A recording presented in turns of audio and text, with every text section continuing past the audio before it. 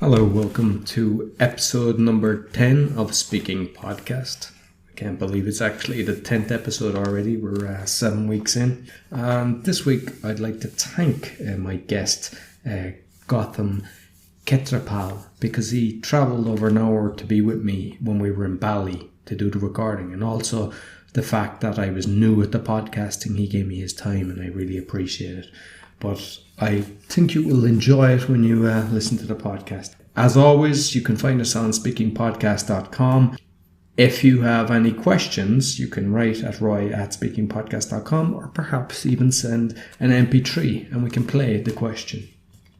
I would like to thank my listeners, Eva Olchik, who actually listens to the podcast while she's doing her makeup, and another listener, Justina Bowman, who listens while she's running. I'm just curious, when do you listen to the podcast? So if you enjoy, I would appreciate if you could share it with your friends who might benefit from public speaking. If you could give us a 5-star rating on iTunes or Stitcher or whatever platform you listen to. And also if you could subscribe. So I hope you enjoyed this week's episode. Hi, I'm here with Gautam Khetrapal. I met him about 2 years ago at a Mindvalley event, and I just saw how he was introducing speakers, and he's developed as a fantastic speaker over the years. So please welcome Gautam. Thank you very much, kind sir. Pleasure to be here. So you might just tell us about who you are, so you can. Who I am? Okay, so I would say I'm a computer science engineer by education. I'm a teacher and tribe strategist by experience, and a life designer at heart. That's what I think of myself. Like for the past 9 years or so, I've been obsessed with learning different principles of personal transformation and implementing those things on my own self. Mm-hmm. It's also because we teach what we needed to learn the most. So I think I was really broken like 9 years ago or something. And I started getting interested in different principles of personal transformation and educating my own self and testing these different things on my own life. And it has completely transformed my life. So that's what I had been doing for the last 9 years. And now I've sort of moved into exploring this passion of mine into creating something meaningful for more people and establishing it as a business. So like my grand vision would be to create like the Disneyland of learning and education, especially in the field of personal transformation. So with this thing in mind, I create like different offline experiences, offline events, masterminds, and one-on-one coaching. And now I'm moving into creating physical products, also in the personal transformation field, that actually brings transformation to people, makes learning and education intrinsically motivating, and is a ton of fun. Anything that meets that criteria is under my radar. Nice. Very good. Excellent. So you might just tell us your speaking journey. Can you remember when you were younger, where your kind of your bad points or stuff that motivated you to get you into speaking? Oh man, I think if you go back like 9 or 10 years ago, I'm probably like the biggest turnaround case study in my opinion. I was so bad. Like I grew up in India in a middle class family. I didn't even speak English properly. I couldn't even stand in front of like 3 people and speak. And I grew up so insecure, like a lot of not enoughness, a lot of thinking that I'm not competent enough for so many things, this being one of them. And I would always mask these insecurities with arrogance or with humor, and that's how my journey began, really. And one of the things to mask my insecurities, I developed like a good sense of humor. So, before people can reject me, I would reject myself or put a wall between me and them. And over time I realized, hey, I'm getting kind of good at this in this really bad mindset, but like humor became a good thing. And then I realized, maybe I enjoy interacting with more people, and these kind of things started becoming more interesting, but I never got good at it. And in the last 6 to 7 years, after, as I mentioned before, like I'm a crazy student of life, you can say, and I was implementing different things in my life and completely like turned around where my life direction was headed and where I am now. So I started reaching out to people, like teaching my friends, sharing every single thing that you learn, in personal growth. The beauty is that if you learn something, you want to teach it. If something has made an impact on you, you always want to pay it forward. I don't know why it is, but like every single person, if you learn something, you want to bring it out to the world. And right? By teaching, you learn more. Yeah, exactly. So that's what I started doing, and I started realizing I was able to add value to some of my friends. And then I started speaking at different student forums. By that time, I was working for the student organization, and I kind of grew in that organization in India. It's called ISEC. It's the world's largest youth run organization. So I started getting opportunities to speak at different platforms about human behavior, about leadership development, and that was like 2010, 2011. And by that time, I realized, wow, I really like it. I really like the rush of being on stage. I really love studying these things so I can teach them. So in every single way, it's a win-win. Yeah. But when I would go on stage, most of the times I would have to write my whole speech down, memorize the whole thing front and back, and to prepare lots of slides, so have some talking points, memory, and all of these things. And with that, I was like good enough. But I still internally, I never felt comfortable with the idea of, just going on. Like, if you tell me to go on stage and wing a conversation like 3 years ago, I would be like, whoa, cannot do that. Need at least 2 weeks to prepare, put all my thoughts down word for word until the end of the speech. That was my journey until the point where I got nearly comfortable on stage. From the time where I started, it took me like 6 to 7 years. I learn the language, be comfortable, be more confident, and mask your nervousness so that it doesn't show on stage, those kind of things. I worked really hard on that. But I think in the last 3 years is where really my public speaking, my ability to share my own message has transformed completely. And the credit goes to a lot of teachers and a lot of people that I followed. Two biggest influences in my life have been Vishen Lakhiani, the founder of Mindvalley, has been my mentor, one of my biggest teachers. And then Eric Edmeades, founder of Alfred, right? And also Business Freedom Academy. And I learned certain principles with them in the last 2 to 3 years, which has completely taken off my public speaking. I think I was already good by like 2013, 2014 by my standard. But if I look at any of the speech I've given up until 2014 or even 2015, I'm embarrassed. I would never share it. If anybody's listening to this, don't look up Gautam Khetrapal before 2015. It's absolutely shit. I think they should. No, oh shit. Why did I give it up? I think you should look at it and then look at his new stuff, and you see the transformation. Yeah, if it adds value, you will. Yes. Okay, so you will see how freaking horrible I was before 2014. Right after this interview, I'm going to delete all these videos that I can find on the internet. But if you do find that, really, like, I could be like the poster boy of, no matter how horrible you are, you can still, like, it. There's a huge room for improvement and everybody can do it. And like today, I've been super blessed. I spoke to like Mindvalley University audience, like 1,000 people. I've spoken at the youngest speaker at UNESCO conferences. I've been blessed to have a TEDx Talk that took off like crazy. I would love to talk about that because that's an interesting story. We can get into that. But like these kind of things, had I not known certain principles and learned certain things in public speaking and sharing your message, crafting your message, sharing your story, it wouldn't have been possible at all. So that I'm super grateful for.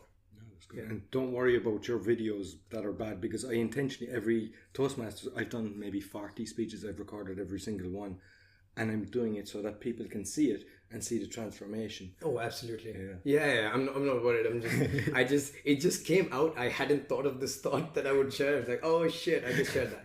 So yeah, I mean, happy if you guys really want to know like how bad I was. Yeah, check out Gautam Khetrapal on the internet. If you find something, yeah, don't share it further.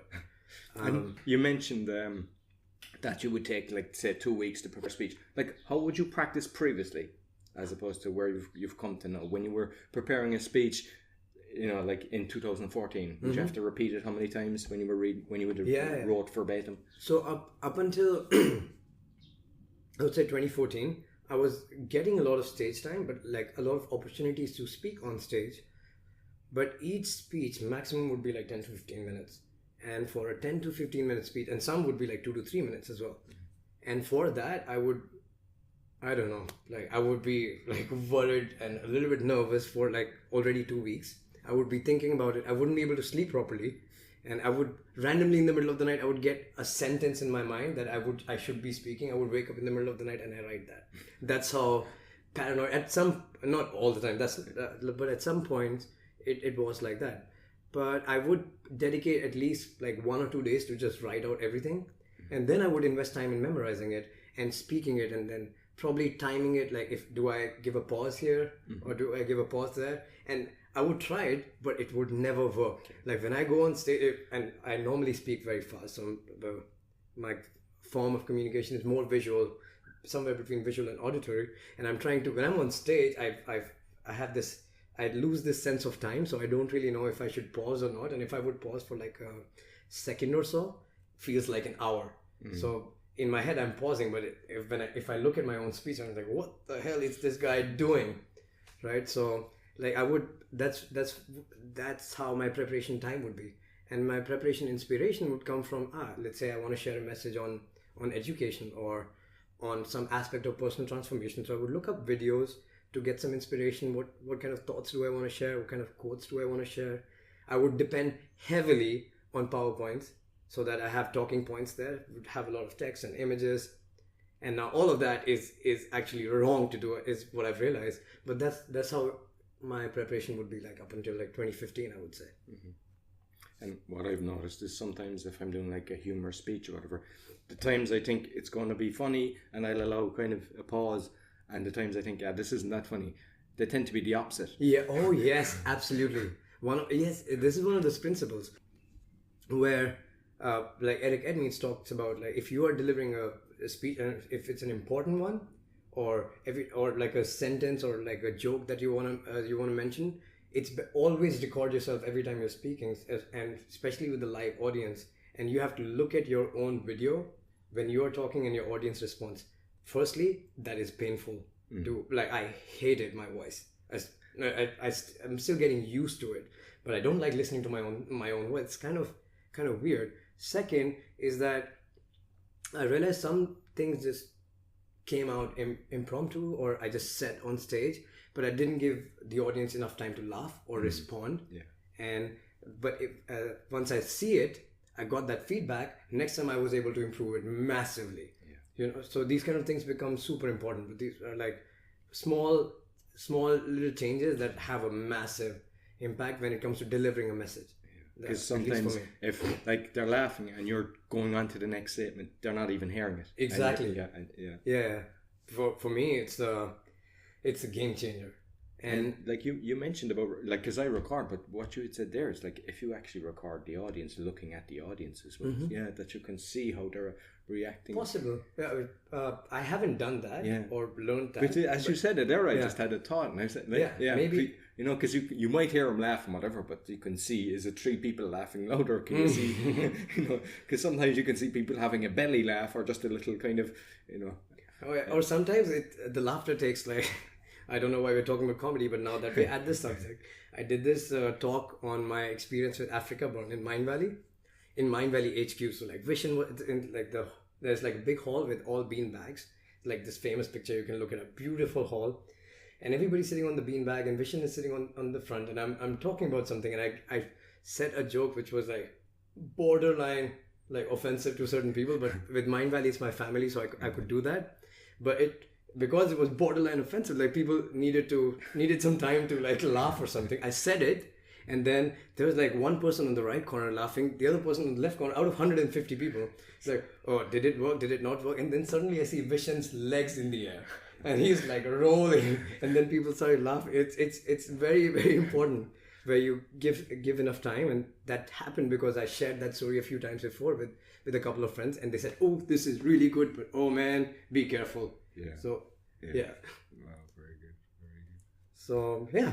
And tell me about a little bit about you. Like, how did you start this? What's your intention with creating this podcast a little bit, so I also understand? Okay, so basically, like 2 years ago, just over 2 years ago, if I had to speak in front of an audience, I would want the ground to open up in front of me. I just couldn't do it. Like when I was working in my 20s and 30s, I was running kind of big projects for the company, not 10 million euro jobs. But when I had to speak in front of the architect and the client, I just sounded like Mr. Bean. My voice was, and it was the worst part of the week for me. I was very competent, got everything done, but just having to speak. And like I decided I wanted to write a book, and I knew my message was important. And I have seen people get their message out because they're brilliant speakers, but their message isn't right.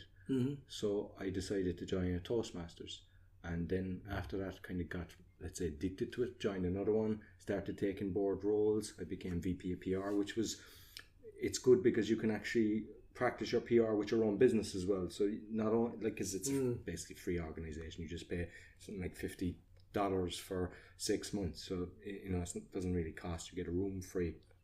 And that then helps you. Like, I'm the president now of two clubs and the treasurer of one. I formed another. But by taking them roles and taking mentees, and I had a mentor at the start, it just totally, you know. And now I can do a speech without preparing. If someone's like, go up on stage there and talk, I can do it. And that's so interesting. Yeah. And it's funny what you mentioned, that like I would rather have the ground open in front of me. But this is so interesting because do you know that this is speaking in public is the number one fear in the world? You know, like they did a survey like to gauge different fears of people. Like there's some study, and 19% of the people are afraid of dying. 43% of the people are afraid of public speaking. I've heard that, and my theory with that is I get two people together and I said, you have a choice. You can be in the casket or you can give the speech. Which do you want? And put a gun to their head, and I'm sure they'll all go for the speech. I think the worst would be death by public speaking. It would be crazy. Yeah. No, so this is so true. And one of these principles is, and this to me, man, I'm glad I have this thought in my head. This has been, I learned a principle about through public speaking because I really want to, the reason why I want to be really good at public speaking is because to me, the essence of teaching and studying are two sides of the same coin. And I want to be like world class at studying and grasping different things, and also world class at teaching them. And public speaking becomes very, very essential for that principle. And there's this one thing about managing your emotional state while public speaking, which completely changed the way I look at personal transformation. And it's this, you know, as a speaker, you know that like the way to communicate effective messages is through storytelling, right? And a lot of times people think that, okay, but I don't have many stories. What stories do I tell? And it's strange, like how many people would think like, I don't have a story in my 4 decades of existence. And then you talk to them for like, okay, so tell me about your last 24 hours. And then there'll be like 7-8 stories. And the principle is this: how to identify stories is that every time this I learned from Eric Edmeades. All the credit goes to him, boss man. Every time you feel an emotion, you're in a story. Makes sense, right? Every time you're in an emotion, you're in a story, and you just reflect back. Every time you felt any emotion, joy, happiness, sadness, nervousness, anything, it's a story that's worth sharing. But the flip side to it is something that can change every public speaker's life. The flip side to that is this: every time you felt an emotion, you were in a story, so you can probably share it at some different context. But every time you are feeling an emotion in the moment, you're in a story, and you get to write the end of it. And that to me was like the most incredible personal growth fundamental that I can remember for the rest of my life. And that's the thing I could actually share now about my TEDx talk. So here's what happened. If you don't know, it was my first ever TEDx talk in my life, and I've never been on a TEDx stage before. It was a message that was super, super close to my heart. And I went on stage, and so you have to imagine this. It's a 8 feet high stage, state-of-the-art facility. There's like high definition cameras everywhere. There's on the right side, there's like a table with like tech team people, 2 little Malaysian dudes with like mustache and like small glasses, operating the main computers for the event. And behind them is a guy who's going to be like drawing my speech as I speak it. You know, the incredible facility. And you stand on that red dot. You know, there's 2 screens at the bottom with the timer and the slides and everything.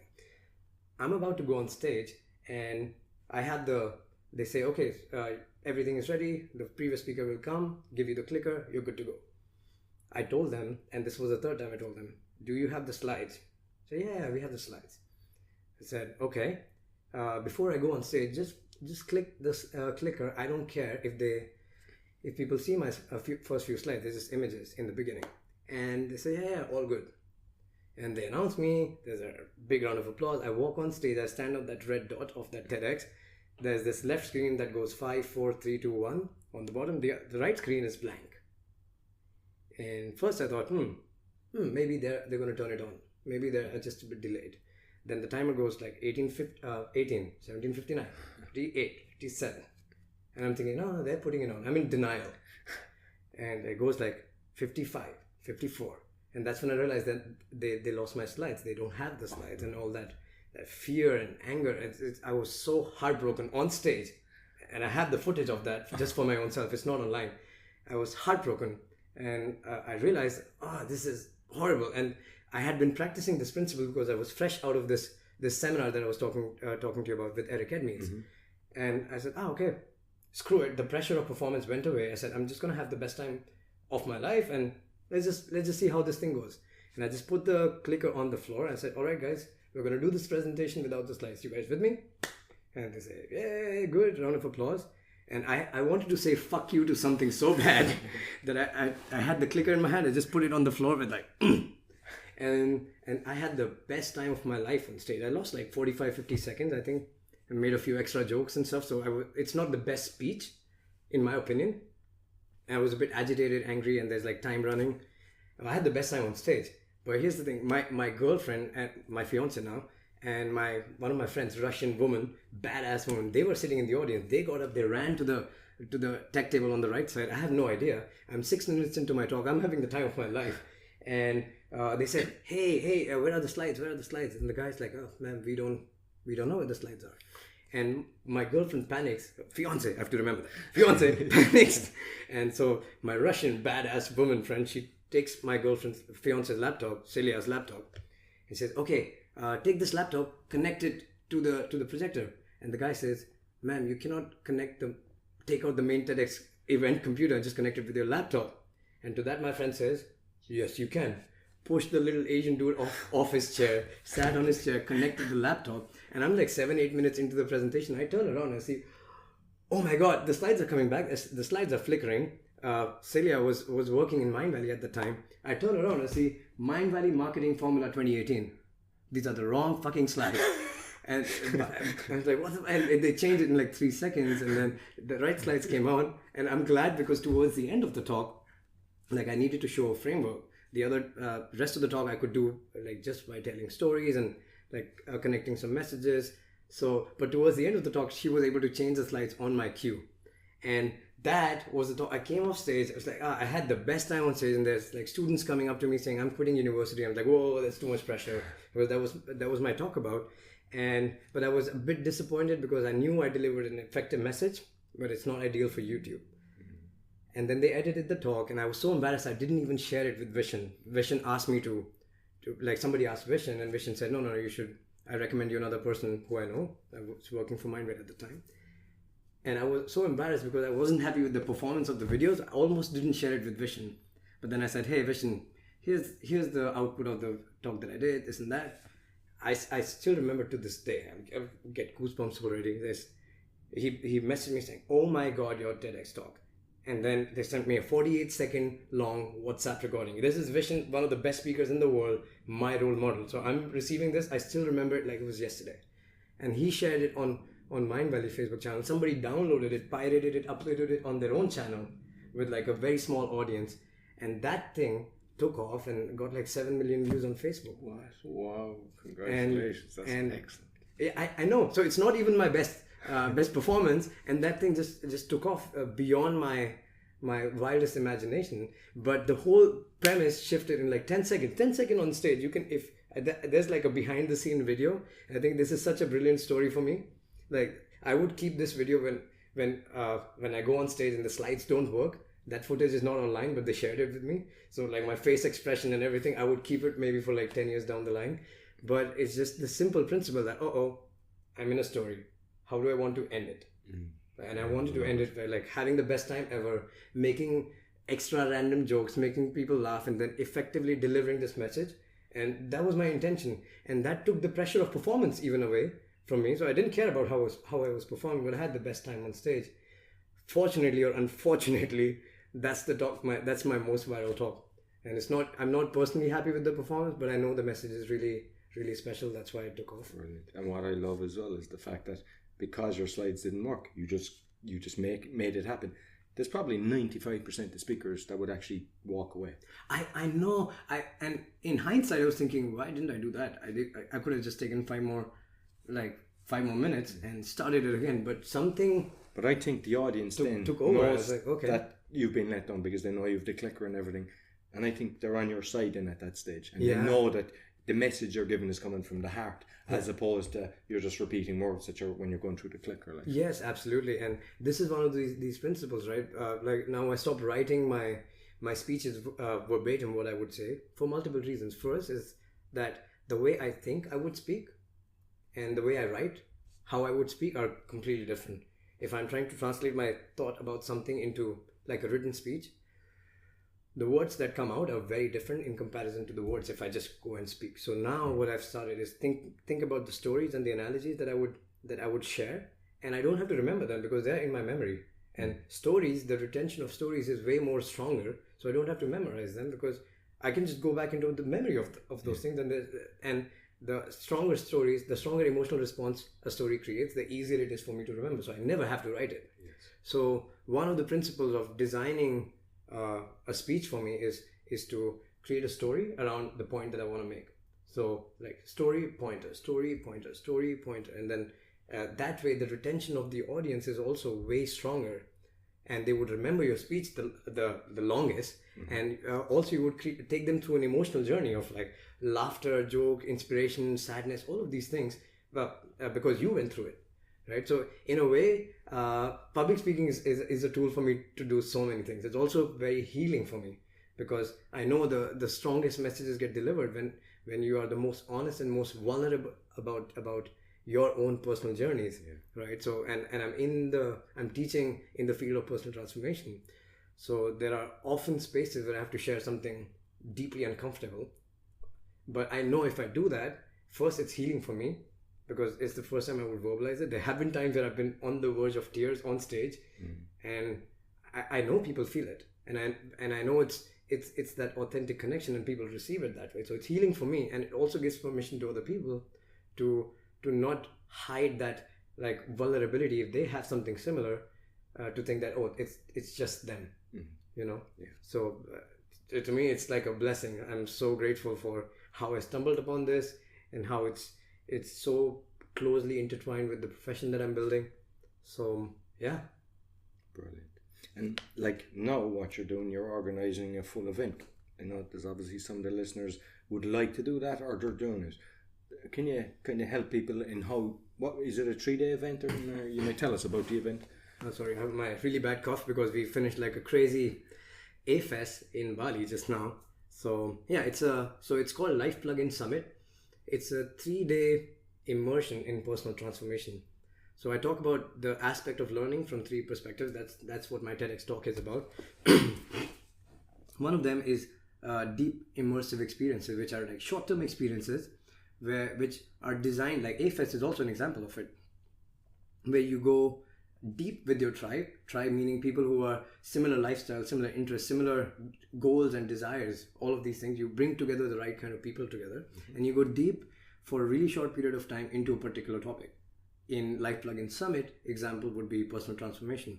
The purpose for the short-term integration is to reinforce the connection with the tribe, which I will come to in a second, which is extremely important, and then get some aha moments, stir some emotions, have a lot of fun, and create a lot of lasting memories. And it's by design a short-term experience. So when you go back from this experience, all those aha moments, what they are designed to do is like, okay, like for example, this A-Fest, I had so many aha moments, so many insights, and I made notes of them. And some of them, if I want to study deeper, I have to buy books, I have to buy podcasts, I have to buy courses. So I go back home, and all those inspirations, insights I have, I add them into my own, something I call the self-education model. Self-education are the books, podcasts, courses, all of these things that you go deep into in your own time. So I go to this deep immersive experiences and I get insights about the new things that I want to go deep into. So that's my self-education. And then the last part is the tribe. Tribes are like one of the most incredible drivers for personal transformation, for our education, and for human being survival at the core. Like we're evolutionarily designed social animals, and we are going further and further away from it as we are growing economically, right? So these are the 3 principles for me, which are the 3 main elements for learning or driving your own education, right? So LifePlugin Summit is a forum where people come together for about 3 days. I'm thinking of making it 4, but right now for 3 days, and go deep into personal transformation. And using the process called life designing, I borrowed that term from Harvard. They teach a course on life designing, which is the fundamental premise being, like, throughout the course, it's like peeling the layers of the onions. So like in the beginning, it's like identifying who you are, finding your core values, your purpose, your goals, how aligned you are based on where you are right now and what your goals are. That's like the end reflection on your life. Like, you break the pattern, you come to this new ecosystem. That's the first thing you do. And then once you have those things, and that's normally happening on day one, and also on day one, what happens is you feel like it's a safe space. You connect with new people. There's a lot of inspiration, there's a lot of laughter, there's a lot of joy, connection, all of that. From that, you move into day two, where people already go with the mindset of, okay, I've reflected on my life, where I am, where I want to go. Then we start going deep into different areas of personal transformation, be it biohacking, be it spirituality in the modern world, love and relationships in the 21st century, subconscious programming. And then from there, you can go further deep into a bit of exploration. So if you want to have experiential learning, so kind of like Reiki healing, chakra healing, yoga, we have some mindful games, and there's like we have this experiential space for like 5 hours where people can experience like sound healing, measure your heart rate variability and see like math and stuff like that. So experiment with that, and then further down go into exploration with like taboo subjects such as use of psychedelics in mental health, productivity, peak performance. This nobody talks about. How to be a woman in a masculine world. Christina, co-founder of Mindvalley, actually spoke about that, and like how to build a personal brand, and why is it so relevant in the world that we live in today, where everybody needs to have a personal brand, and what exactly does it mean? How your personal brand needs to be an exact reflection of what your core is, which ties into day one, your core values, your core purpose, all of those things. So that's kind of like the content of the ecosystem. But then the in the event, the space is designed, firstly it's designed around sunrise and sunset. So like around sunset is the reflection time, so it's free time. People go out, play like ultimate frisbee on the beach, volleyball, or just hang out, talk to each other, spend time on the beach. And like sunrise, there's like morning CrossFit workout, yoga, meditation, things like that. So there's open spaces where people can just unwind, and it's like sunrise like 1.5 hours, and like sunset 1 hour. And then there are parties to also allow people to let loose, meet people and speak with people in a different setting, and then also connect more deeply and meaningfully with each other. So that's what a deep immersive experience is. So that's what LifePlugin Summit is, and I do it twice a year. Started with India.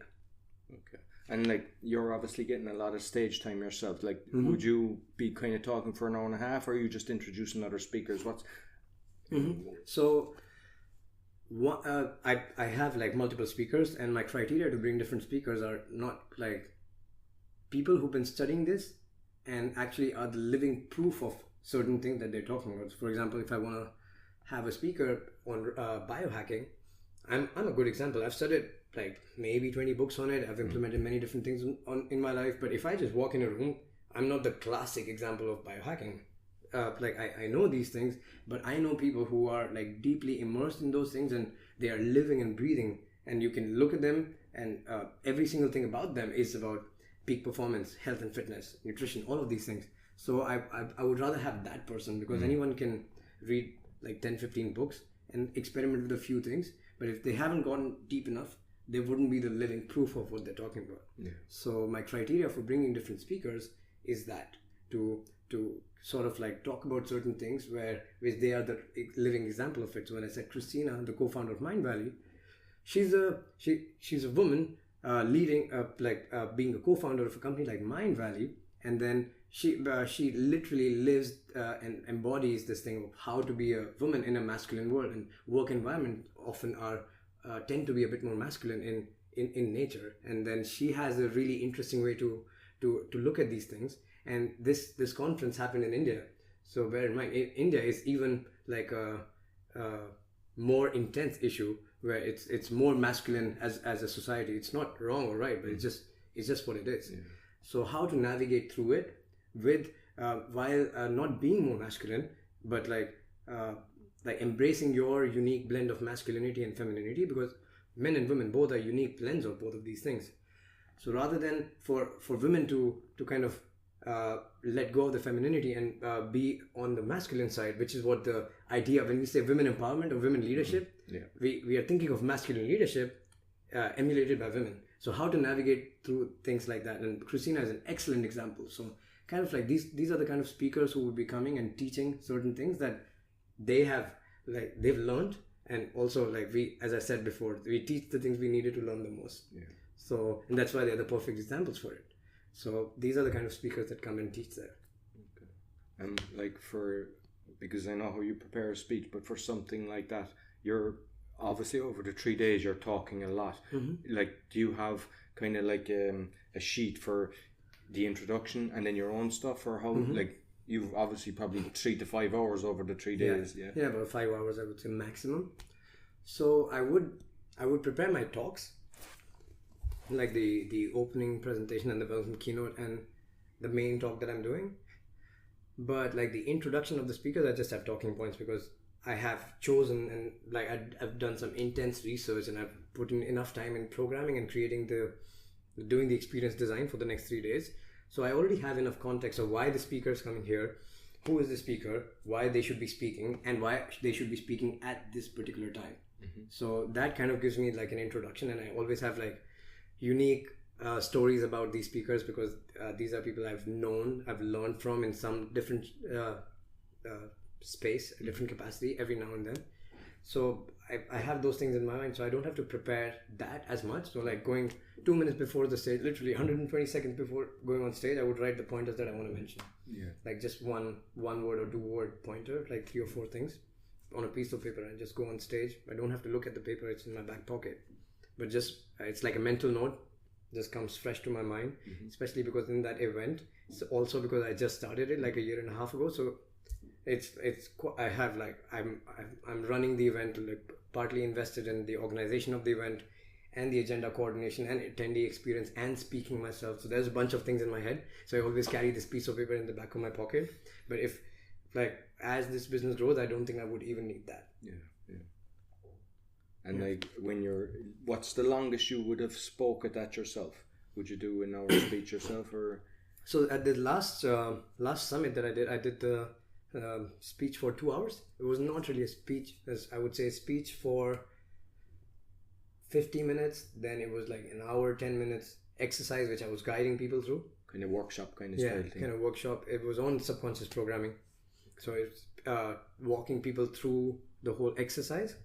And again, like subconscious programming is such a deep, vulnerable topic that you kind of need to guide people how deep do they need to think, and the only way you can do it is through sharing the deepest like stories of yourself. Right? I like this quote by Stephen Covey. At least I read it in his book. What's most personal is often the most general. So this is why when you share the most personal things with people, that's when you have the most desired or like most connection with the audience. And when it comes to sensitive things like childhood traumas or like emotional traumas in life, or like certain things which are like repeated struggles in your life, if you don't take people through this, people wouldn't go deep enough. Not everyone. So that was kind of like my challenge, which I also enjoyed quite a bit. So it was like sharing a lot of deep vulnerable stories about my own journey, including for public speaking. Like how did I reprogram, because as I mentioned in the beginning, I was deeply insecure when I was growing up. And I had to reprogram that in a different way. Because your brain always looks for proof, right? And like 5 years ago, I would, if I would be on stage, every single time I would bomb, every single time my joke would not work, or every single time I would see another speaker doing better than me, my brain would be like, see, you're an idiot. See, you're not as good. See, the other people are better. See, you're not meant for this shit. Every single time my brain, and I was doing that for like a decade. And I didn't realize why. I identified the root of that programming. It took me 6 years of personal growth work to actually identify it. But then this is so simple. Like my brain was just looking at the proof that I have been conditioned to look at. So I stumbled upon this exercise of journaling, and like one day someone said really nice thing about me, like Vishen, when he sent me that WhatsApp that I was telling you, like, oh my God, your TEDx talk. Imagine I'm a kid in front of him, and he's one of my biggest role models in the world. Imagine someone sending you a message like that. The reason why I remember that is because I journaled it in my notebook. And I said, okay, I wrote that. And then I wrote another thing, and I wrote another thing. I realized I started writing the proof of the opposite every time I was good. Every time someone said something nice, every time someone said, that was freaking brilliant, I would just start writing that. And today, if I show you... I love that, because people tend to do the opposite. Exactly. Excellent. And that habit of doing the opposite has been there in my life for like 15 years. I'd say that's majority of people do that. Exactly. Yeah. So now if I show you my Evernote, I can scroll down for like 15 times with my finger, and that's how long the Evernote is. It's just me journaling every single time that happens, and I'm actually reprogramming myself to actually look at how impactful it has been for people, how people have been appreciating it, why I should do that more. And I'm telling my brain to say, see, that's good. See, that's positive. And I'm conditioning myself to do that more and more. So over time, I think I started this exercise about 1.5 years ago, and I've become way more comfortable with the idea of public speaking and sharing my message. Even the fact that you asked me, like we spoke last night, say, hey, how about tomorrow morning? And I took like an hour-long cab ride here without any preparation, just woke up and came here. Yeah. That would not have been possible. I would be shaking sitting in this couch in front of you. So this simple principle of subconscious programming applied to public speaking also has helped me a lot. Well, totally. And like, because as I mentioned, I record all my speeches, and there was one I was just about to do, and like I just kind of quickly glance. I say, okay, I'll talk about this, and I don't do much preparation, but just kind of know my introduction, the main points I'll talk about and the conclusion. And just before the speech, I read it, and it said you had to talk about Toastmasters for this one, which I didn't know. And I was like, okay, this is going to be terrible. And I said, I'm not going to record this one. And afterwards, people came up to me. About 6 people said it was my best speech ever. Really? And I didn't record Isn't that awesome? Always record it. Exactly. Yes. Always record it. Yeah. Oh, that's so cool. Yeah. Wow. Yes. So to me, this principle has saved my life, really. So, and I don't see it as public speaking anymore, as much as it is like documenting all the stories that have really touched me in my heart, and then sharing certain messages. If something has impacted my life, this gives me the ability to literally give it to the people I love the most. And that's what I want to do. Every single thing that impacts me, I want to give it to other people. I just share it, not just with the principle of, I want to help the world, I want to heal the world. Spiritually, I don't think you can heal anyone. I don't think you can save anyone. The only thing we can do is to be the best version of ourselves and be the proof for other people. And then the people who are on the similar journeys, they would come up to you. But you need to be prepared to give it in the most effective way so that they can receive it. And having this, learning these things have been a game changer for me. It allows me to like do the things which are deeply meaningful to me, deeply fulfilling to me. And so far the journey has been great. There's a long way to go. I'm very, very young.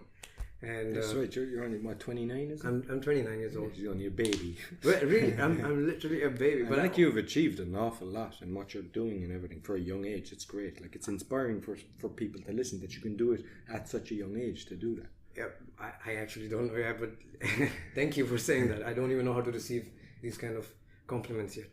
But like I am quite young. I actually have a little bit of fun with it sometimes. Like I would often go to events and I would be like the youngest speaker there. The craziest one was, UNESCO had this conference for like 2,000 people about education, and like all the biggest global educators like came from all over the world. That was like 2 months after my TEDx talk had like gone viral, so I got an invitation, and these guys didn't know how old I was. So, and it's like a massive organization.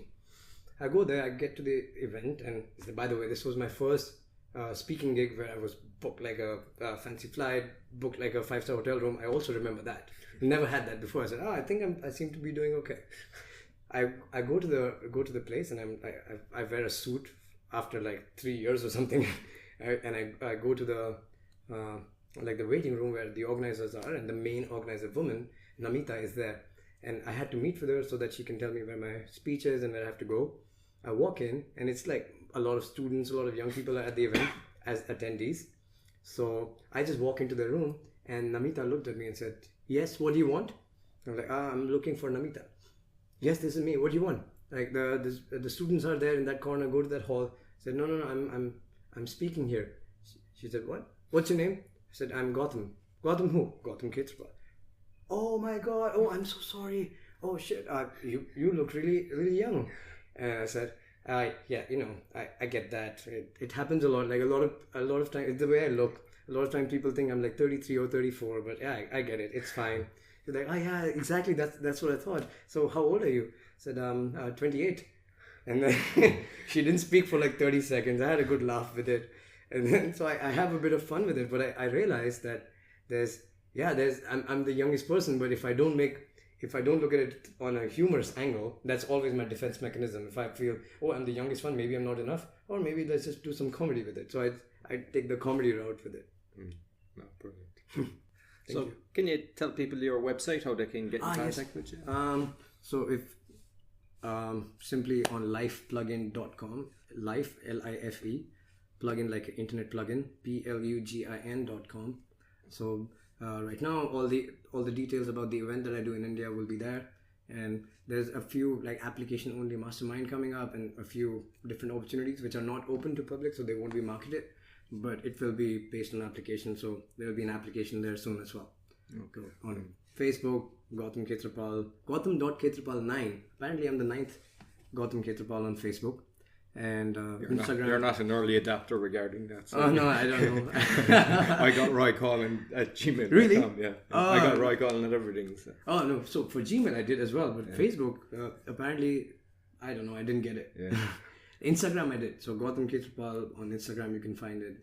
Okay. So yeah, these are my social handles. Brilliant. And so basically you've got 7 million views. So what's the next target? I'd like to see maybe 100 million.